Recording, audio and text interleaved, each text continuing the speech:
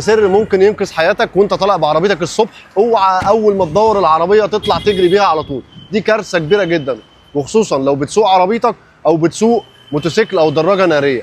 ليه حضرتك؟ لان الكاوتش بيحتاج يسخن زي الموتور ما بيحتاج يتسخن بالظبط. ايه؟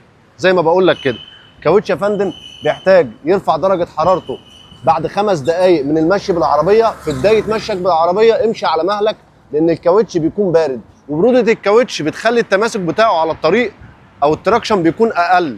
التماسك بتاع الكاوتش على الطريق وهو بارد بيكون قليل جدا، فمع دوسه حضرتك على الطريق بيبتدي الكاوتش يزحف معاك. لما بتدوس فرامل الكاوتش يزحف معاك، ولما تدوس بنزين مفاجئ برضه بتهدر البنزين بتاع العربيه، عن طريق ان الكاوتش في جزء منه بيلف على الفاضي مع المشي. فلذلك بنصحك اول ما تتحرك بعربيتك الصبح كده والكاوتش بارد، وخصوصا في فصل الشتاء، تمشي على مهلك على الاقل 5 دقائق، يكون الكاوتش ارتفع حرارته للدرجه الطبيعيه اللي يخلي التماسك بتاعه على اعلى مستوى، بحيث لما تيجي تدوس دوسه الفرامل يقف معاك بسرعه. يبقى كده في فايدتين ان انت تمشي بالراحه في بدايه العربيه. اول حاجه هتحافظ على الموتور وعلى عربيتك، وتاني حاجه هتحافظ على حياتك، ان انت تخلي الكاوتش اعلى كفاءه معاك في التماسك وفي دوسه الفرامل وفي الاداء بتاع العربيه. مع عماد جاد، كل يوم سر من اسرار الكاوتش واسرار عربيتك معانا احنا بس. السلام عليكم.